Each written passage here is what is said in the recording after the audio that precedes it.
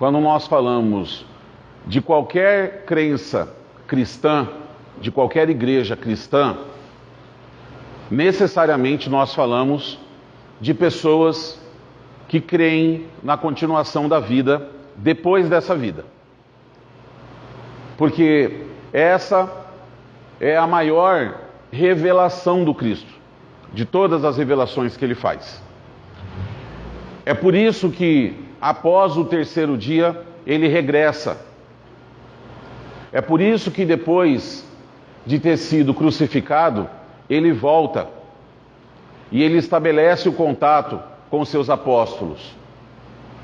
Tudo que o Cristo já tinha pregado, tudo que o Cristo já tinha explicado, senha 01, que ele já tinha explicado, todos os milagres que ele já tinha realizado, toda a prova, todo o amor que ele já tinha mostrado em suas atitudes, tudo aquilo já bastava para provar, para mostrar um Deus de amor, para cumprir com o seu preceito de amar ao próximo como a si mesmo e a Deus acima de todas as coisas. O seu grande lema, o seu grande ensinamento, aquilo que ele deixou para todos nós. Eu sempre digo que o dia que nós entendermos isso, né? Amar a Deus acima de todas as coisas e ao próximo como a si mesmo, não haverá mais necessidade de código civil, não haverá mais necessidade de leis, quando nós entendermos e vivemos isso. Então, esse ensinamento do Cristo é o grande ensinamento para todos nós. Mas ele mostrou isso, ele provou isso durante toda a vida dele, durante toda a experiência que ele teve aqui, né? Todos os exemplos que ele deu, todas as pregações que ele realizou. Era realmente necessário que Jesus voltasse depois do terceiro dia e tivesse novamente com seus apóstolos? Sim ou não? Bom, primeiro que se não fosse, ele não tinha vindo, né? Então se ele voltou é porque era. Por que ele volta depois de 3 dias? Para ter com seus apóstolos novamente? Porque voltando, e Maria tendo o reconhecido, tendo visto que ele tinha saído da onde tinham colocado o corpo dele, ela contou para eles e eles não acreditaram. Voltando e tendo um contato novamente com eles, teve aquele que ainda pediu para tocar, para ver se era ele mesmo. Isso por quê? Porque os apóstolos, gente, eram pessoas comuns. Os apóstolos não eram missionários. Os apóstolos não eram grandes espíritos que vieram naquele momento para essa missão junto com o Cristo. O missionário era Jesus, a missionária era Maria. Tem um livro, inclusive, Maria de Nazaré, que é extraordinário, que conta a vida do espírito de Sofia, que foi escolhida por Cristo para vir reencarnar e nascer como Maria, para receber ele como filho. É extraordinário esse livro. Maria de Nazaré, pode procurar que vocês vão gostar muito desse livro. Ela era missionária, Sofia era missionária, Maria. Mas os apóstolos eram pessoas comuns. Por que Cristo escolheu pessoas comuns? Porque o seu evangelho precisava ser passado para frente de acordo com o entendimento das pessoas daquela época. Jesus já estava numa condição muito à frente da condição do povo daquela época. E ele tentou explicar as coisas de forma, através de parábolas, e trouxe os ensinamentos muitas vezes através de coisas do cotidiano, da rotina das pessoas, né? Para que as pessoas tivessem um entendimento mais simples disso. Entende? Só que, ainda assim, esses ensinamentos precisariam ser passados adiante, ser passados para as outras pessoas, pelo entendimento dos apóstolos. Por isso ele escolheu pessoas simples. Só que sendo pessoas simples, assim como nós somos, A gente muitas vezes vem à casa espírita, vai numa missa, vai num culto, participa de alguma palestra,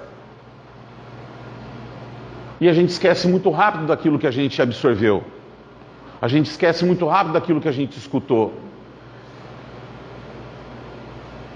E talvez, somente talvez, todo o ensinamento do Cristo, apesar de todos os milagres que ele realizou, era muito comum na época, profetas, era muito comum na época, pessoas que realizavam milagres. E os próprios apóstolos, na sequência, começaram a realizar os seus milagres.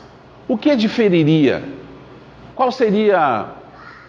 Então todos os apóstolos também eram Cristos, eram Messias? O que diferenciou o Cristo foi a prova irrefutável que ele deu para toda a humanidade da continuidade da vida após essa vida. Porque ele volta depois de ter 3 dias, ele tem um momento com os seus apóstolos e ele mostra que a vida continua. E, gente, isso tem um efeito moralizador absurdo. Eu posso acreditar que eu preciso mudar a minha vida, que eu preciso mudar o meu comportamento, que eu tenho que fazer melhorias, porque, enfim, eu preciso fazer isso. Porque vai ser melhor para mim, porque talvez eu vá para um céu, porque vai ser bom para o meu relacionamento, porque vai ser bom para os meus filhos, porque vai ser bom para o meu trabalho, por um monte de coisa, né? Eu posso fazer tudo isso. Agora, a partir do momento que eu tenho certeza, que eu tenho convicção, sendo cristão, eu tenho que ter essa convicção. A minha vida não acaba quando eu fechar os olhos. A minha vida não acaba quando o meu corpo se esgotar. Para além da minha vida física, existe um espírito dentro de mim que permanecerá. E ele permanecerá com todas as responsabilidades de tudo aquilo que eu houver feito nessa vida. Lei de causa e efeito, plantio e colheita. Opa! Então isso muda de figura. Porque a partir do momento agora que eu tenho certeza, pela volta do Cristo, de que essa vida continua, eu vou tomar mais cuidado com as coisas que eu faço. Porque o Cristo disse que a vida continuava, ele disse que a gente precisava mudar, ele falou da transformação que a gente precisa ter, do nosso coração, das nossas atitudes, das coisas que nós precisamos fazer, porque lá na continuação da vida, lá no reino dos céus, e blá blá blá. Mas será mesmo que tem esse reino dos céus? O Cristo volta. E ele, a partir do momento da sua volta, ele estabelece que sim, existe esse reino dos céus. Existe essa vida após vida. Quando nós oramos a oração do Pai Nosso, a gente pede para ele, né? Que seja feita a sua vontade assim na terra como no céu. O que nós estamos falando para ele? Que seja feita a sua vontade, Senhor. Que as coisas se realizem aqui na terra como elas já se realizam aí no céu. Que a gente se transforme e que a gente seja reflexo de tudo aquilo que o Senhor ensinou. Que o nosso comportamento aqui seja como o comportamento que já existe aí no céu. Seja feita a sua vontade assim na terra como no céu, como já acontece aí no céu. Como é que mudam as coisas aqui na terra? Como que muda um comportamento de uma cidade, de um clube, de um grupo de amigos, de um país, de um planeta inteiro? Como que muda? Através da mudança das pessoas. Através da transformação íntima de cada pessoa. Ninguém tem a capacidade de vir aqui, né? Vamos dizer que estabeleçam um poder para o Ricardo. E que digam, Ricardo, assim, ó, Ricardo, agora você vai ser o poderoso lá do bairro Municípios. Beleza? Beleza. E eu vou chegar aqui para vocês, vou fazer uma reunião como a que a gente está aqui hoje, e vou falar assim, a partir de hoje, eu decreto que nós nos transformamos e a partir de hoje nós somos pessoas de tal jeito. Funciona? Não funciona. Se as Nações Unidas, se a ONU decretar alguma coisa, funciona? Você vai mudar porque a ONU falou que você tinha que mudar? O mundo vai ser melhor porque ela disse que é melhor? A transformação ela acontece a partir do íntimo de cada um. E quando eu tomo conhecimento, gente, de que essa vida continua para além dessa vida aqui, eu tenho dois efeitos muito fortes. O primeiro deles eu já falei, que é o efeito moralizador. Opa, tem consequências. Tudo que eu fizer aqui, tudo que eu sentir, tudo que fazer, nós aprendemos dentro da doutrina, aí entram algumas explicaçõezinhas, né? Fazer dentro da doutrina não é o ato externo, exterior. Vou dar um exemplo para vocês, tá? Vou dar um exemplo. Estou andando na rua, eu adoro esses exemplos de trânsito, porque quase ninguém se encaixa, quase ninguém vivencia esses exemplos que eu dou. Eu só estou falando aqui de uma forma de uma suposição. Imagina que alguém no mundo fizesse algo assim. Você está andando no trânsito, uma pessoa passa do seu lado, te dá um buzinaço, uma xingada e faz gestos carinhosos para você. E aí você talvez pense o seguinte: que vontade de matar essa pessoa. Mas eu consigo me controlar. Dessa vez não abaixei o vidro. Nem coloquei metade do meu corpo da janela para fora. Amarrei minhas mãos e não consegui fazer gesto obsceno nenhum. E consegui trancar minha boca e não falei nada para ele. Mas eu desejei com todas as minhas forças que ele batesse no carro que tivesse à frente, que te acontecesse coisas horríveis com ele, né? Quando eu desejo, eu estou fazendo. Quando eu sinto, eu estou fazendo. Quando eu penso, eu estou fazendo. Eu não preciso sair e xingar se eu estou xingando em pensamento. Eu não preciso fazer gestos com as minhas mãos se eu estou pensando coisas terríveis. Ou sequer pensando o seguinte: coitado, pobre mortal, ele ainda não descobriu a evolução espiritual. Eu estou equilibrado, eu sou superior a ele. Aí eu estou no lodo quando eu penso assim. Gente, eu faço as coisas. E essa transformação que Jesus vem falar para a gente não é só da ação exterior, é de uma transformação íntima. É de eu cuidar para que eu não sinta mais as coisas ruins, que eu não deseje mais as coisas ruins, que eu tenha um comportamento moral. Comportamento moral envolve tudo isso. Eu posso não cometer atrocidades, mas posso pensar muitas atrocidades.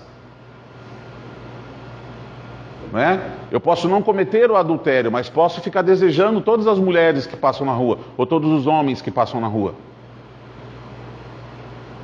Entende? Então, o comportamento moral é o comportamento do espírito. É o comportamento ético. E a partir do momento que eu entendo que eu sou um espírito, que estou usando esse corpo, e que minha vida vai para além da vida dessa roupa que eu estou usando hoje, isso reflete na minha moralidade. Por quê? Porque eu vou ter que tomar cuidado com as coisas que eu faço. Elas terão consequências. Elas terão consequências. Agora, tem uma explicação que está dentro desse evangelho, que o reino não é deste mundo, que traz para a gente a justiça divina. Porque uma vez que eu entendo que a minha vida não acaba, uma vez que eu entendo que minha vida não acaba com essa vida, na sequência, nós vamos estudar a reencarnação. Pensa o seguinte: quando nós estudamos a doutrina, Kardec pergunta para os espíritos: que é Deus? E eles respondem: Inteligência suprema. Inteligência suprema. Nós somos inteligentes? Sem modéstia, sem falsa modéstia. Somos inteligentes. Somos mais inteligentes do que os animais irracionais. Então nós temos inteligência, somos inteligentes. Faz sentido um Deus que é suprema inteligência criar cada um de nós e falar o seguinte: você vai viver, eu vou apontar os dedos aqui, mas não estou rogando praga não, tá? Então, acalmem. Você vai viver 80 anos e vai ter uma vida assim, assim, assim. Você vai viver 20 anos e vai ter uma vida assim, assim. Você vai nascer morto. Crianças que nascem mortas. Você, outro, vai ter uma outra vida assim, vai morrer com 80 e poucos anos, mas vai ter uma vida mais difícil, vai ter assim, assim, assim. E ele vai escolhendo, ao seu bel prazer, dentro de uma suposta justiça divina, no seu agrado, vivências e experiências diferentes para cada um de nós. E por que Deus quis assim? Porque Ele quis. Faz sentido que a suprema inteligência do universo faça as coisas dessa forma? Faz sentido que a suprema inteligência do universo, por mais aqueles que tenham vivido até os seus 110 anos, tenha um espírito que é imortal. O que é um espírito imortal, gente? Que não tem fim. Ele não acaba. Nunca ele acaba. Nunca ele terá fim. Ok? Aí eu pego esse espírito, faço esse espírito encarnar, faço ele existir aqui no corpo físico. E eu vou dar uma existência para ele. Uma única existência para esse espírito. E aí vamos pegar o que mais viveu 110. E aí, se ele não tem fim, significa que o quê? Que esse espírito permanecerá eterno. Faz-se sentido que ele passe uma eternidade sem fazer nada? Um espírito que é um ser, um Deus, que é a suprema inteligência, criaria algo para viver 80 anos e passar uma eternidade fazendo mais nada? Você faria isso? Não faz sentido. Não faz sentido. Eu não estou questionando Deus. Eu estou trazendo aquilo que a espiritualidade apresenta para nós. Para que a gente possa refletir um pouco mais. E isso vai interferir no nosso estudo de hoje, de que a vida continua. Meu reino não é deste mundo. Existe uma vida pós-vida. Ainda dentro dessa justiça divina, eu queria questionar vocês. Vocês acham justo? Eu estava assistindo essa semana agora um filme que está na Netflix, que fala sobre o sofrimento ali dentro da época da Segunda Guerra Mundial, né, dos judeus. Faz sentido para vocês uma justiça divina de um Deus que cria um espírito que vive como judeu na época do nazismo, que passa por tudo que ele passou, e um outro espírito que nasce aqui na nossa cidade e que vive debaixo de uma família que tenha abastança, que tenha condições financeiras, que tenha tudo aquilo que ele precisa. É o mesmo Deus que está escolhendo fazer um nascer lá atrás, outro nascer agora. Ele está dando as mesmas condições para esses dois espíritos. Ele está sendo justo. Ele está sendo justo com aquele espírito que ele fez nascer lá no tempo das cavernas, e comigo, que fez nascer agora nesse tempo de tecnologia, de que as coisas estão tudo certas, que a gente tem ar-condicionado, que a gente dorme numa cama, e o outro que teve que enfrentar bicho e dormir numa caverna. É o mesmo Deus que escolheu esses dois espíritos para viver em épocas diferentes. É justo entre esses dois seres? se ele tiver uma única vida? Nós vivemos em épocas diferentes, com condições de vidas diferentes. Eu não estou falando aqui exclusivamente, porque na nossa época, hoje, aqui, todos nós temos vivências diferentes, temos experiências diferentes, temos provas diferentes para enfrentar nas nossas vidas. Isso nos difere dos sofrimentos que nós temos na nossa vida. E isso por si só já seria questionável se fosse uma única vida, se fosse uma única experiência. Ok? Agora, quando eu levo essa questão para tudo que existe de história da humanidade daqui para trás, olha quanta gente já nasceu em cada lugar terrível e quanta gente já nasceu em cada lugar maravilhoso. Se Deus deu uma única vida para cada uma das pessoas, por que a diferença de colocar pessoas em lugares tão difíceis, em épocas tão difíceis, e outras pessoas em lugares tão bons, em épocas tão boas? É justo isso? Ah, Ricardo, eu não sei, eu não posso questionar a justiça de Deus. Posso, eu quero entender a justiça divina. E a espiritualidade vem explicar para nós que é justo sim, porque é fruto das nossas próprias escolhas. E aí, voltando para o nosso texto, é fruto das nossas escolhas. A espiritualidade vem explicar, dentro do espiritismo, gente, nós não temos aquilo que nós aprendemos muitas vezes em outras épocas, em outras religiões, que é a questão do perdão dos pecados. Espera aí, o que é um pecado numa visão simples? O que é um pecado numa visão simples? É algo que eu estou cometendo, que eu estou fazendo um erro, que eu estou fazendo alguma coisa contra a vontade de Deus, que eu estou ofendendo a Deus, correto? De alguma forma é uma certa ofensa que eu estou fazendo a Deus, ok? Mas foi Ele que me criou. Ele me fez. Ele fez o meu espírito. E Ele escolheu fazer o meu espírito simples e ignorante. Me deu a eternidade, falou, ó, tu vai viver pra caramba, faça as suas escolhas. Você tem uma coisa chamada livre-arbítrio. Escolhe. Dependendo do que você escolher, vai doer. Dependendo do que você escolher, vai ser legal. E conforme você vai escolhendo isso na sua vida, na sua existência, você vai aprendendo que eu não devo mais fazer essas escolhas porque doem. E que eu devo sim fazer essas escolhas aqui porque elas são melhores para mim. E com isso eu vou aprendendo a escolher, vou me transformando e vou evoluindo. E vou ter inúmeras existências para poder fazer isso. Agora, Ele me fez desse jeito.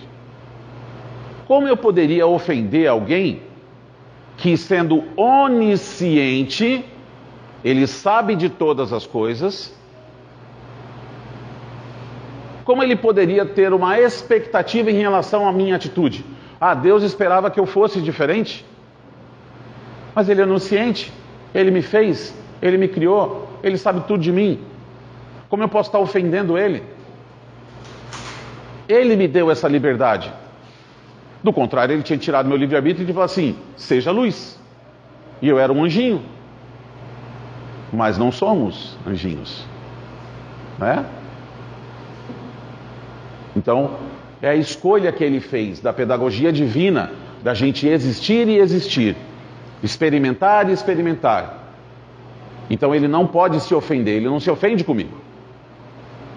Ele não se ofende comigo.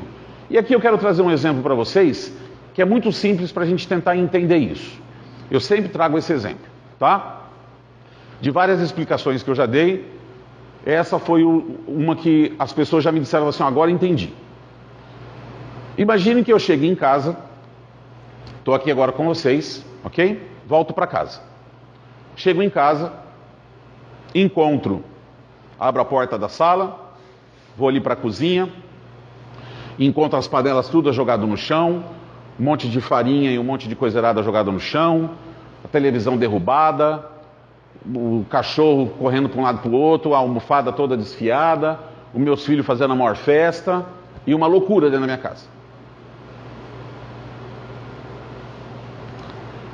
Eu pego os meus filhos, tranco os meus filhos dentro de um quarto, pela eternidade, vocês vão ficar aí de castigo.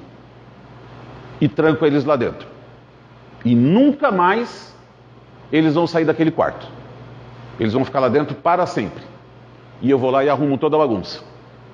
Meus filhos vão aprender mais com isso, ou eles vão aprender da seguinte forma: eu chego em casa, encontro essa mesma bagunça, é lógico que ao me verem, bate o desespero, e eu falo: galerinha, vamos pôr ordem nisso aqui. Vocês só saem daqui a hora que essa bagunça aqui tiver um brinco. Podem começar. Arrumem tudo o que vocês fizeram de bagunça. E eles vão ter que voltar para a sala e vão ter que voltar para a cozinha e vão ter que colocar ordem em toda a bagunça que eles fizeram. Eles vão aprender mais dessa forma ou trancados dentro do quarto? Quem acha que é trancado dentro do quarto, levanta a mão, por favor. Olha aí para vocês. Pode olhar aí para vocês.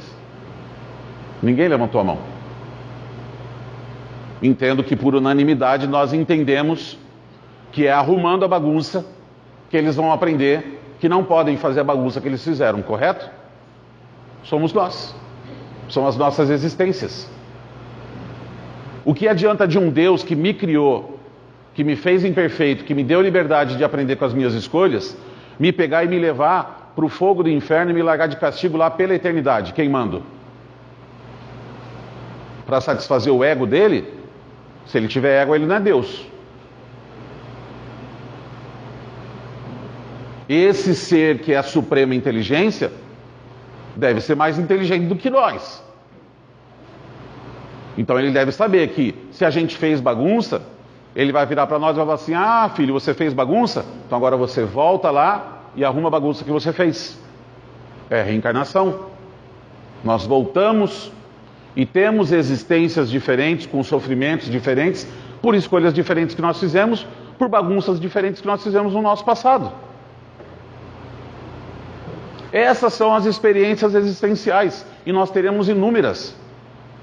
Porque apesar de dessa vez não fazer bagunça mais na cozinha, porque eu já sei como é que funciona, eu vou fazer outras. E meu pai vai mandar arrumar as outras bagunças que eu vou fazer. E eu vou aprendendo. E ele deu liberdade para eu fazer isso. Então ele não se ofende comigo. Esse meu pai não se ofende comigo. Ao mesmo tempo, pela justiça divina, pela lei de causa e efeito, que a gente vem explicando nas últimas segundas-feiras, pela lei de causa e efeito, ele não pode falar assim para mim: filho, eu te perdoo de toda a bagunça que você fez. Por quê? Porque ele está me mimando. Ele não está permitindo que eu aprenda. E eu preciso aprender. Ele me fez assim para aprender. Ele perdoar os meus pecados significaria abrir mão da minha evolução, do meu aprendizado. E ele não precisa me perdoar, porque ele não se ofendeu. Para que a gente pede perdão? Pisei no teu pé. Eu falo: perdão, meu irmão, pisei no teu pé. Eu não estou ofendendo a Deus. Eu não preciso pedir perdão para Ele. Ele me entende como eu sou. A doutrina nos explica que não existe essa perdão, essa remissão dos pecados. O que existe é uma lei de causa e efeito, que vira para nós e fala o seguinte: ó, você errou, tudo bem. Todo mundo erra. Somos seres imperfeitos. Estamos todos em evolução. Agora, aquilo que você planta, você colhe. As escolhas que você tem feito, você terá que resgatar elas. Seja nessa vida, ou sejam nas próximas. Isso não tem nada a ver com ofensa. Isso não tem nada a ver com perdão. Entende? Dentro desse contexto, eu sabendo que a minha vida continua depois dessa vida, eu sabendo que eu terei inúmeras experiências daqui para frente, eu sabendo que a lei de causa e efeito se aplica e que ela é inegociável comigo, será que eu não vou escolher melhor o que eu vou plantar? com certeza, isso vai ter um impacto para mim. Eu vou fazer escolhas diferentes. Eu não quero mais sofrer tudo que eu estou sofrendo. Eu vou mudar o meu comportamento. Esse é o efeito moralizador da doutrina do Cristo. E mesmo para aqueles que acreditam na outra crença, na crença do quarto do castigo, mesmo para esses que acreditam dessa forma, ainda é moralizador, mas daí por medo, por temor a um Deus que é punitivo. Entende? E Jesus veio aplicar para nós, apresentar para nós, um Deus que é Pai. Se eu que sou pai não teria a menor possibilidade de deixar os meus filhos um dia inteiro de castigo dentro de um quarto, e eu sou imperfeito, eu tenho todos os meus problemas, como que Deus deixaria um de seus filhos a eternidade queimando no fogo do inferno? Veja que não é nem no quarto de castigo, né? É num lugar muito pior.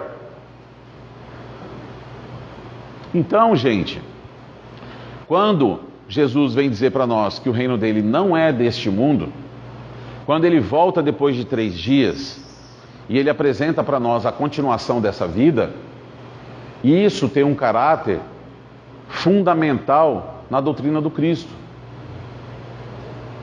A crucificação, ela foi necessária, sobretudo para que 3 dias depois ele pudesse voltar. Foi necessário o Cristo morrer para que ele pudesse dar a continuidade do seu ensinamento. E ele fecha o seu ensinamento quando ele volta e se apresenta e mostra para todo mundo que ele sim é rei de uma outra vida, da continuação dessa vida, de um plano que não é esse plano físico e material. Nada do Cristo está relacionado às coisas da matéria.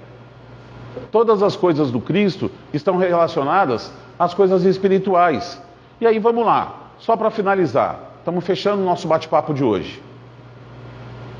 Com toda essa informação que eu tenho, com tudo isso que eu aprendo, com todo esse esforço do Cristo de vir aqui ensinar isso para nós, eu ainda vivo uma vida focado quase que exclusivamente na matéria?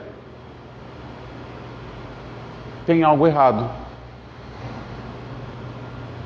Eu preciso prestar atenção em algo que vai além da matéria. Eu preciso me relacionar com Deus. Eu preciso prestar mais atenção nas coisas que não são do físico, que são do espiritual. Eu preciso prestar mais atenção na minha moralidade. Porque, eu já falei isso em outros papos nossos aqui, é a única coisa que eu vou levar desse mundo. O único bem que nós vamos levar desse mundo é a moralidade que nós alcançarmos nesse mundo, enquanto estivermos aqui. Por isso é imperioso que a gente olhe para a nossa forma de viver, de se relacionar, para as nossas paixões, para os nossos vícios. E vício não é só vício material, não estou falando aqui de bebida, só de bebida, né? De fumo, de comida, de sexo. Tem vício moral. Tem vício de enganar as pessoas, tem vício de um monte de série de coisas. De tratar mal as pessoas, de falar palavrão, de não respeitar os outros. A gente é viciado num monte de coisa. E a gente precisa olhar para a nossa moralidade. Existe uma explicação da espiritualidade que diz para nós que a maior dor do mundo é a dor moral. Sabe o que é a dor moral? É quando a gente voltar para o reino, é quando a gente voltar para a nossa casa espiritual, que é o nosso verdadeiro lar, a gente olhar a nossa preparação para essa existência, a gente olhar o nosso planejamento existencial, as coisas que a gente tinha para fazer, o que eu vim para mim melhorar aqui, o que eu precisava olhar enquanto eu estava aqui, e eu não olhei. Eu passei batido. Eu não prestei atenção nisso. Eu desperdicei uma existência inteira distraído comigo mesmo, com os meus prazeres, com as coisas que eu curto, com o ser feliz aos olhos do mundo. Perdi uma vida. Tem um exemplo que eu queria compartilhar com vocês, e de novo, a gente está fechando. Quem aqui já assistiu um filme chamado A Lista de Schindler? Poucas pessoas. Que bom. Assistam esse filme. Assistam esse filme. Ele é um filme extraordinário. E na última cena desse filme, eu não vou dar spoiler, porque pouquíssimas pessoas assistiram. É um filme de 3 horas. Um filme preto e branco. Mas acreditem, ele vale cada segundo. No final, na última cena do filme, vocês vão entender o que é dor moral. Parecido com o que é dor moral. Quando tudo acaba, quando a guerra acaba, e ele se dá conta de algumas coisas. Assistam esse filme, A Lista de Schindler. Bateu no Google, no YouTube lá, vocês vão achar. Deve ter num monte de plataforma, deve ter esse filme, porque já é um filme bem antigo. Assistam isso. Gente, não há dor maior do que a gente saber o que a gente tinha que fazer, a gente saber que a gente tinha a capacidade de fazer, e a gente olhar e a gente falar assim: não fiz. Como eu gostaria de voltar atrás e fazer. Como eu gostaria de ter esse entendimento, como eu gostaria de ter feito. E eu não posso voltar atrás. Eu não posso fazer. A gente tem algumas experiências dessas aqui durante a vida, que não se comparam a essa experiência.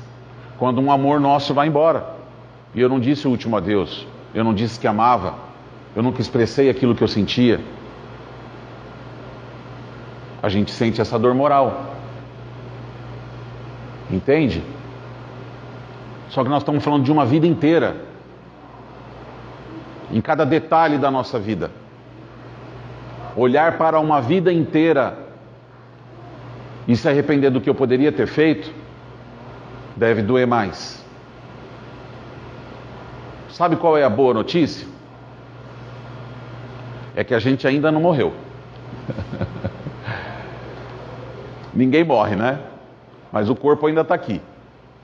Então ainda dá tempo de fazer muita coisa. Dá tempo de olhar para si, de olhar para Deus, de se reconectar, de prestar atenção no que é efetivamente viver a vida, aproveitar a sua vida, de se reformar, de olhar para você moralmente, o que eu preciso mudar no meu comportamento. E, gente, não vai ser fácil, porque essa negociação vai ser sua com você mesmo. E essas são as piores conversas, né? Nós sabemos disso. Quando a gente para na frente do espelho, olha no olho, a gente chega a desviar o olhar.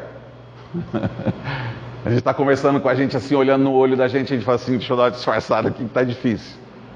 Não estou conseguindo me encarar no olho a olho. Porque a gente quer negociar as coisas. E a gente sabe o que precisa ser feito. Que a gente possa se basear nesse ensinamento do Cristo, de que a vida continua, que a gente é responsável por tudo aqui que a gente faz, pelo que a gente sente, pelo que a gente pensa, e que tudo isso é plantio para o nosso futuro, irrevogável, inegociável, imperdoável. Se aplica para todo mundo, até para quem não acredita que é assim. Amém? Amém.